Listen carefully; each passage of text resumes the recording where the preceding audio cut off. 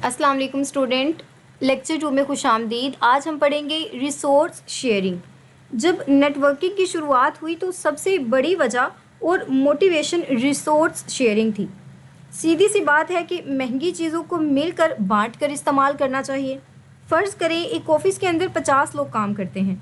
अगर कंपनी सबको अलग अलग प्रिंटर लेकर देगी तो लाखों का खर्चा हो जाएगा, और इसकी बजाय अगर वो हैवी ड्यूटी प्रिंटर ले लेते हैं और उसे नेटवर्क के ज़रिए सब कंप्यूटर के साथ कनेक्ट कर देते हैं, अब कोई भी सिस्टम प्रिंटर को कमांड दे देगा और वो अपना प्रिंट निकाल लेगा। इससे पैसों की बहुत ज़्यादा बचत हो जाती है। तो जब भी नेटवर्किंग की बात आती है तो रिसोर्स शेयरिंग वाला टॉपिक सबसे ज़्यादा इम्पोर्टेंट होता है। जैसे अब जो आपके घर के अंदर एक ही इंटरनेट कनेक्शन लगवा दिया जाता है, जैसे वाईफाई, आप तमाम बहन भाई एक ही नेटवर्क को यूज़ कर रहे होते हैं, बजाय इसके कि हर बहन भाई के फ़ोन पर अलग से इंटरनेट पैकेज लगा हो।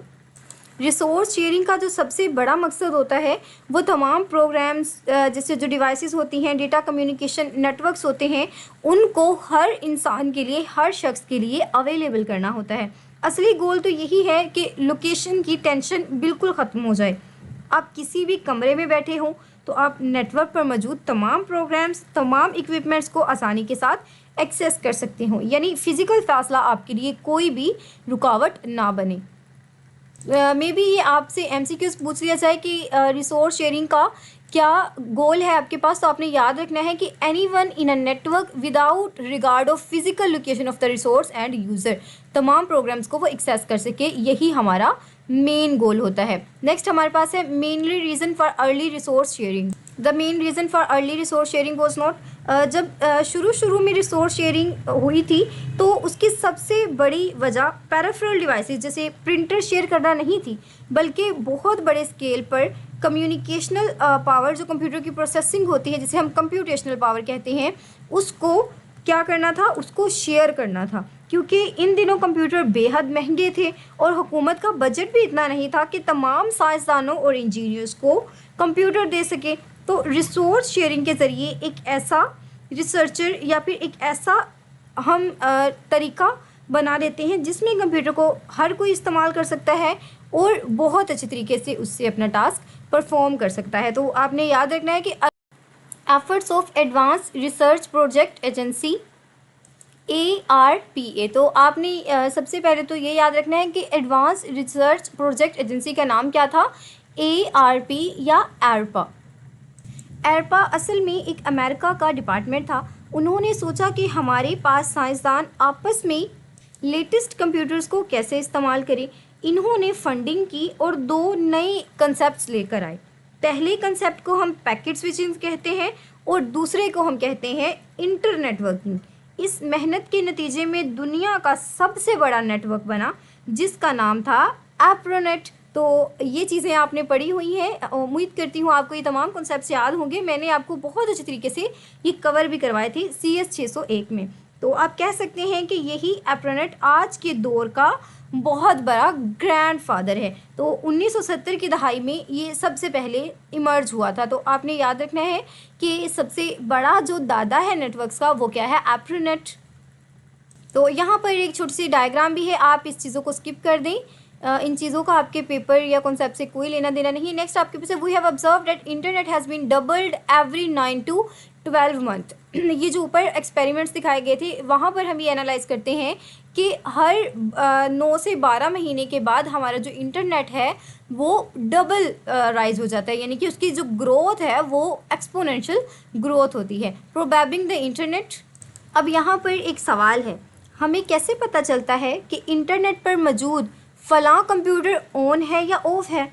इसके लिए हम इंटरनेट को प्रोबैब करते हैं। अब आपको समझ आ गया होगा प्रोबैब का मतलब क्या होता है, चेक करना। तो पिंग नेटवर्क सबसे पहला और बेसिक टूल था। ये बिल्कुल ऐसे ही है जैसे आप दरवाज़ा खटखटाते हैं और अंदर से आवाज़ आ जाए, आपको पता चल जाता है कि रूम के अंदर कोई बंदा मौजूद है। बिल्कुल इसी तरह हमारा पिंग काम करता है। छोटे छोटे पैकेट्स भेजता है, जब रिटर्न में रिप्लाई मिल जाए तो इसका मतलब है कंप्यूटर ऑन है, और अगर पैकेट लूज़ हो जाए, ज़ीरो दे दे, तो जो हमारा कनेक्शन होता है वो बिल्कुल परफेक्ट होता है। तो आपने इन चीज़ों को माइंड में रखना है कि प्रोबैबिंग का मतलब क्या होता है, चेक करना। तो ये वाली जो चीज़ें हैं आप इनको स्किप भी कर सकते हैं। जस्ट आपने ये याद रखना है कि फ़र्स्ट टूल क्या था, फर्स्ट टूल था हमारे पास प्रोबैबिंग, और पिंग का जो आईपी एड्रेस था वो हमारे पास sears.com था। इसके अलावा इस ऊपर जो हम देख रहे हैं, ऊपर आपके पास 5 पैकेट हैं और 64 बिट्स हैं। नेक्स्ट हमारे पास आता है प्रॉब्लम विद पिंग। अब इसके साथ एक प्रॉब्लम भी थी, देखिए ना, वो दरवाज़ा खटखटाकर हमें रिप्लाई तो कर देता था, लेकिन इसके साथ ये प्रॉब्लम थी कि हमने ये तो पढ़ लिया कि होस्ट की तरफ से जवाब मिल जाएगा, लेकिन अगर पिंग को होस्ट कंप्यूटर की तरफ से कोई जवाब मिलता ही नहीं है तो ये मसले की असल वजह नहीं बता सकता। इनमें से कोई भी वजह हो सकती है, लेकिन पिंग इसे वाज़े तौर पर नहीं बता सकता। तो पहली क्या हो सकती है कि रिमोट जो अगला कंप्यूटर है उसमें मसला हो सकता है, आपके अपने कंप्यूटर के अंदर कोई मसला हो सकता है, या फिर नेटवर्क के ऊपर बहुत ज़्यादा रश हो जाता है, यानी कि कंजक्शन हो जाती है, जिसकी वजह से आपका पिंग फेल हो सकता है। तो ये तमाम रीज़न्स हैं, लेकिन हमें एग्जैक्टली नहीं पता चल सकता। इसके अलावा कुछ नेटवर्क्स या कंप्यूटर पिंग पैकेट्स को खुद ही रिजेक्ट कर देते हैं ताकि फ्लड अटैक को क्या कर सकें, रोक सकें। इस मसले के बावजूद पिंग अब भी जो डायग्नोस होता है, डायग्नोस टूल है, वो बहुत ज़्यादा यूज़ किया जाता है। तो आपने इस चीज़ को हमेशा माइंड में रखना है कि कौन सी ऐसी प्रॉब्लम्स हैं जो अक्सर हो सकती हैं। पहली बात कि आपका कंप्यूटर ख़राब हो, दूसरा है कि जहाँ पर आप सेंड करें वो ख़राब हो, और कभी कभार हमारा जो नेटवर्क है वो पिंग मेथड को एक्सेप्ट ही ना करे। यहाँ पर एक एमसीक्यूज़ पूछा जाता है कि कोई भी जो नेटवर्क्स होते हैं, कंप्यूटर का नेटवर्क होता है, वो पिंग पैकेट को क्यों डिनाई करता है या फिर क्यों रिजेक्ट करता है। तो उसकी रीज़न क्या होती है, to avoid denial of services of flooding attack. तो फ्लोडिंग अटैक को अवॉइड करने के लिए वो रिजेक्ट कर देता है पिंग के पैकेट्स को। ये आपकी इंपॉर्टेंट एमसीक्यूज़ भी कवर हो गए हैं। और इंस्पेक्ट ऑफ दिस प्रॉब्लम्स, तो इन्हीं प्रॉब्लम्स की वजह से इसके बावजूद भी हम पिंग को हैवीली यूज़ कर रहे हैं, क्योंकि इसकी जो डायग्नोस्टिक टूल है वो बहुत ज़्यादा अमेजिंग है। Tracing a remote route. अब हमारे पास जो प्रॉब्लम्स पिंग ने क्रिएट की, उनको रिमूव करने के लिए हम ट्रेसिंग रूट को यूज़ करते हैं।